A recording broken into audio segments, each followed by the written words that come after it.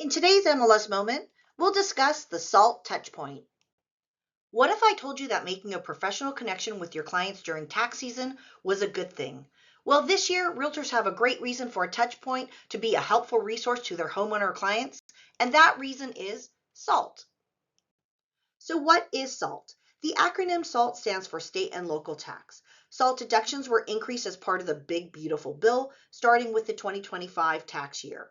Deductions quadrupled up to $40,000, which includes deductions for property taxes. This increase makes itemizing for homeowners more likely, and the biggest impact are for those living in high tax states or with high property values. Of course, you may choose a level of engagement depending on what you want to achieve with a touch point. Here's a list of why you may choose one over the other and the potential benefits each can derive. Need a starting point? Well, you've got content at your fingertips. Head to the MLS dashboard and enter the NAR portal. There at the top search, type parentheses SALT, close parentheses. Here you'll find NAR's consumer guide providing general information on SALT deductions.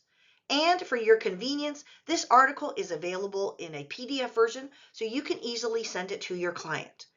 I also want to make sure to point out another article related to SALT deduction caps for high income earners.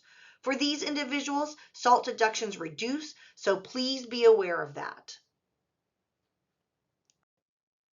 If you want to go the extra mile, you can research taxes paid for individual clients via Realist or the Honolulu City and County Property Tax Assessment website. With either resource, you can print or email the information to your client. So I hope I've given you a few ideas of interacting with your clients today to create real value beyond the transaction.